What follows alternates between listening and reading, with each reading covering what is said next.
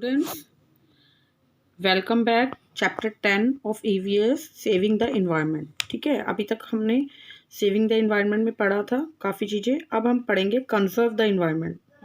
Environment को कैसे conserve कर जाए, संरक्षण कैसे किया जाए, ठीक है, वो पढ़ेंगे हम। ठीक है, तो the different type of pollution cause damage to our environment. Different types के जो पोल्यूशंस हैं आपने जैसे पढ़ा, नॉइज़ पोल्यूशन हो गया, सॉइल पोल्यूशन हो गया, वाटर पोल्यूशन, एयर पोल्यूशन जो है वो डैमेज करते हैं हमारे इन्वायरमेंट को, मतलब वातावरण को। ठीक है, if we want to protect our environment, अगर हम चाहते हैं कि हम अपना इन्वायरमेंट को प्रोटेक्ट करें, रक्षा करें अपने इन्वायरमेंट की, वातावरण की, we need to make efforts to reduce pollution. तो हमें कुछ एफर्ट्स कोशिश करनी पड़ेंगी पोल्यूशन को रिड्यूस करने की। रिड्यूस मतलब होता है कम करने की। Okay, now we discuss about what is waste. Waste क्या होते हैं, ठीक है ना, जो वेस्ट है पोल्यूशन को कैसे रिड्यूस किया जाता है वो बताएंगे। Domestic and industrial waste should be destroyed properly before dumping the, ठीक है, देन जो डोमेस्टिक वेस्ट होता है और इंडस्ट्रियल वेस्ट होता है उनको डिस्ट्रॉय कर देना चाहिए। मतलब डिस्ट्रॉय मतलब ख़त्म कर देना चाहिए, प्रॉपर तरीके से करना चाहिए बिफोर डंपिंग, दबाने से पहले, फेंकने से पहले। ठीक है ना। अब कौन कौन से वेस्ट होते हैं वो मैं आपको बता दूंगी। कुछ गैसेस फॉर्म में होते हैं, कुछ लिक्विड वेस्ट होता है और कुछ सॉलिड वेस्ट होता है। ठीक है, वेस्टेज जो होते हैं। ठीक है, अब गैसेस फॉर्म में जो हो गए आपके ऑटोमोबाइल्स हो गए, इंडस्ट्रीज हो गए, जो चिमनी के थ्रू निकलते हैं गैसेस फॉर्म के, वो आपके वो हो गए वेस्टेज। लिक्विड वेस्ट जो होते हैं सीवेज वेस्ट हो गया, जैसे नाली भर जाना, नालियों में मटेरियल जो हो जाता है, इंडस्ट्रियल वेस्ट हो गया।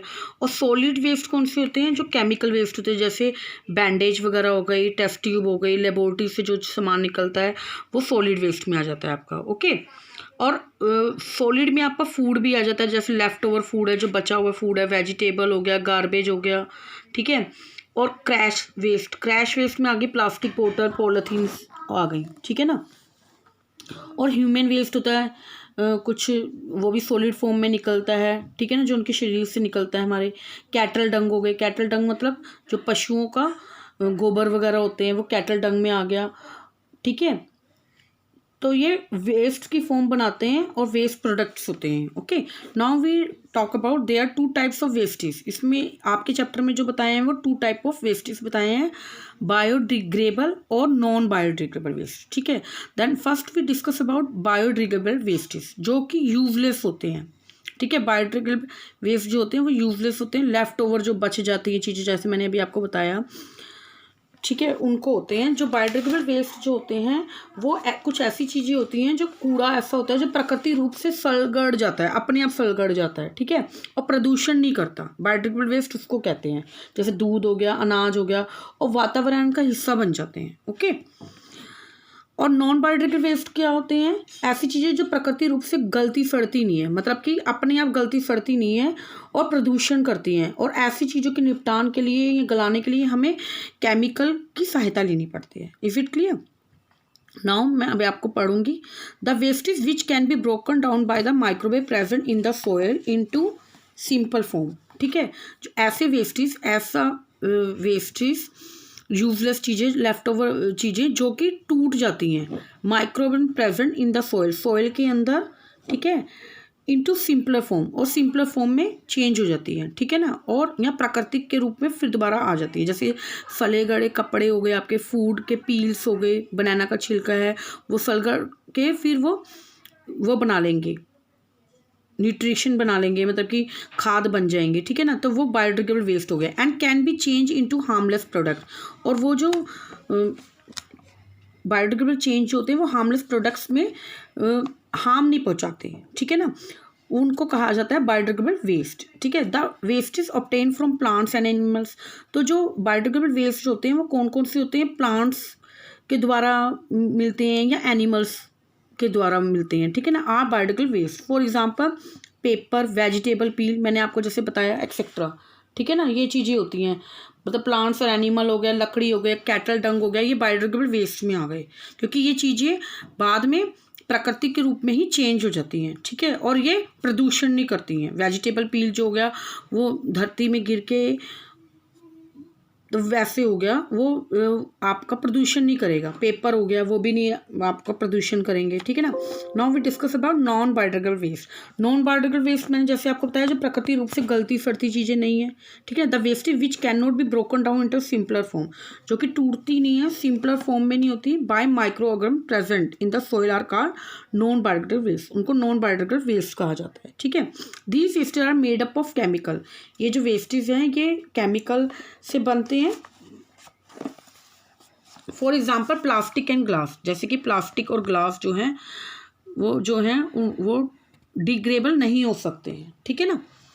The non biodegradable wastage take time to degrade, जो नॉन बायोडिग्रेडेबल वेस्टेज जो हैं वो टाइम लेते हैं डिग्रेड होने में। And hence tons of waste is piling up causing land and air pollution. तो टन्स ऑफ वेस्ट जो होता है इनका मतलब काफ़ी मात्रा में, टन्स मतलब तो काफ़ी मात्रा में जो इनका वेस्ट होता है, जो भी कूड़ा करकट होता है, पाइलिंग अप, वो कूड़ा बनाते रहते हैं, causing land and air pollution, जो कि लैंड पोल्यूशन करते हैं और एयर पोल्यूशन करते हैं नॉन बायोडिग्रेडेबल वेस्टेज।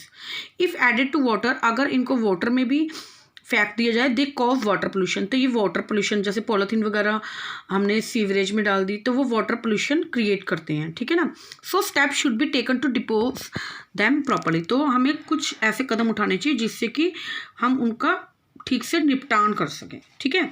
अब कौन कौन से वो तरीके हैं वो बताएंगे। Some method of waste disposal are, waste को डिस्पोजल करने के कौन कौन से तरीके हैं। लैंडफिल्स, लैंडफिल्स मतलब गड्ढे भरना, ठीक है ना, मतलब जितने भी गड्ढे हैं उनको भरो। All kinds of waste are dumped at landfill sites away from the cities, मतलब कि कुछ जो वेस्टेज हैं उनको डंप किया जाता है, मतलब गाड़ दिया जाता है लैंडफिल्स के अंदर की जगह पे जो कि सिटीज़ से दूर है, ठीक है। Earlier the wastage were left on the sides, पहले जो थे जो वेस्टेज जो थे वो साइड्स में थे, but now the waste is buried, लेकिन अब जो वेस्ट को है जला दिया जाता है, ठीक है। पहले ऐसे छोड़ देते थे लेकिन अब उनको जला दिया जाता है, सॉरी दबा दिया जाता है, बरीड मतलब दबाना। And after piling up the side, जब वो साइड जो होती है भर जाती है, is use for making houses, और उन्हीं साइट्स को घर बनाने के लिए यूज़ किए जाते हैं, बिल्डिंग रोड्स, और रोड्स को बनाने के काम लाया जाता है उन्हीं कूड़ों से, ठीक है ना। It is the most common method of waste disposal, तो ये बहुत कॉमन मेथड है वेस्ट डिस्पोजल का, वेस्ट को का निपटान करने का, ठीक है।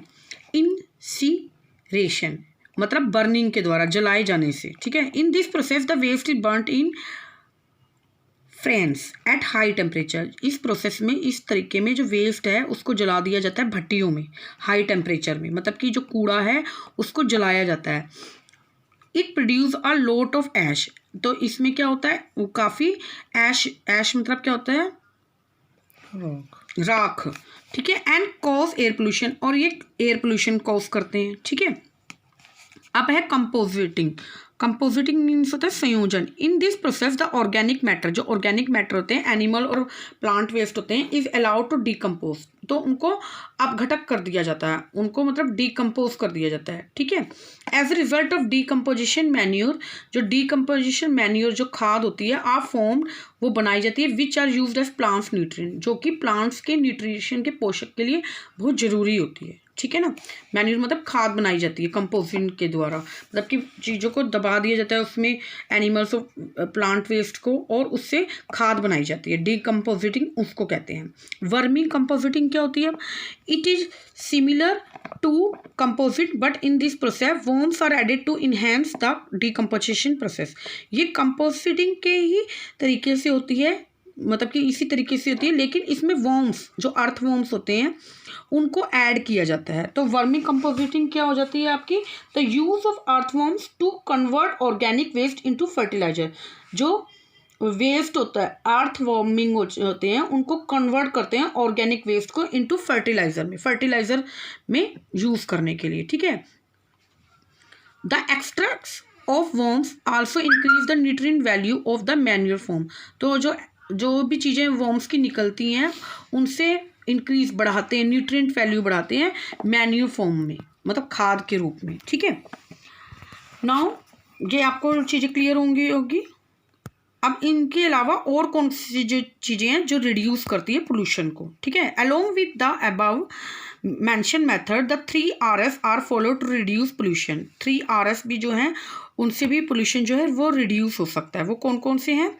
The 3 Rs reduce, reuse and recycle. Reduce मतलब कम करो, रीयूज मतलब दोबारा यूज़ करो, रिसाइकल मतलब उनको दोबारा से चेंज करके यूज़ करो। ठीक है। Reduce the reduction in the form of non biodegradable products, मतलब कि नॉन बायोडिग्रेडेबल प्रोडक्ट्स का कम से कम यूज़ करा जाए। And increase in the use of biodegradable products, और बायोडिग्रेडेबल प्रोडक्ट्स का ज़्यादातर यूज़ किया जाए। हेल्प इन प्रिवेंटिंग पोल्यूशन, तो इससे क्या होगा, जो पोल्यूशन है वो कम होगा। Okay. Reducing the amount of waste you produce is the best way to help the environment. तो reducing the amount of waste, आप कम से कम जो है वो कूड़े का कम वो करो। You produce is the best way to help the environment, तो इस तरीके से आप जो है इन्वायरमेंट के हेल्प कर सकते हो। ठीक है। अब रीयूज़ मतलब होता है दोबारा, मतलब होता है दोबारा, यूज़ मतलब दोबारा उपयोग में करा जाए। ठीक है।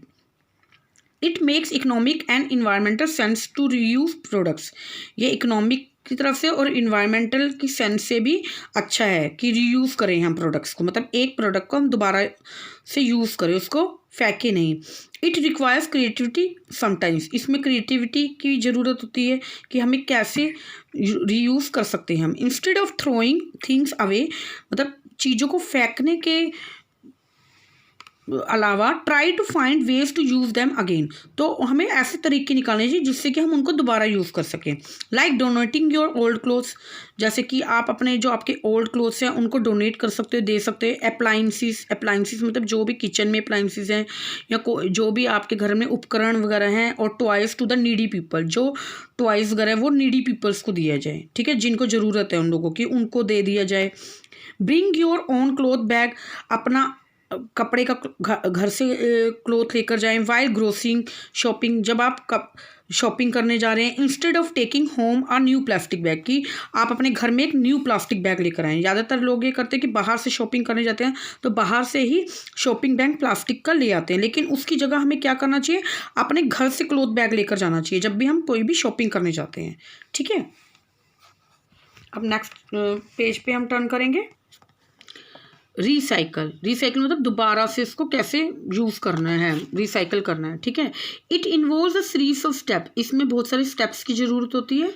That take a use material, जो कि यूज मटेरियल को लेते हैं एंड प्रोसेस रीमैन्युफैक्चर, और दोबारा से चीज़ को बनाते हैं। ठीक है ना। And make it new product, और नया प्रोडक्ट बनाते हैं। This helps in saving our environment, ये हमारे जो इन्वायरमेंट को सेव करता है। Okay. Now your chapter is completed, आपका चैप्टर जो है कंप्लीट हो गया है और आपको ये पढ़ना है। Now I know. ठीक है। ह्यूमन एक्टिविटीज़ जो होती हैं have led to change in the environment.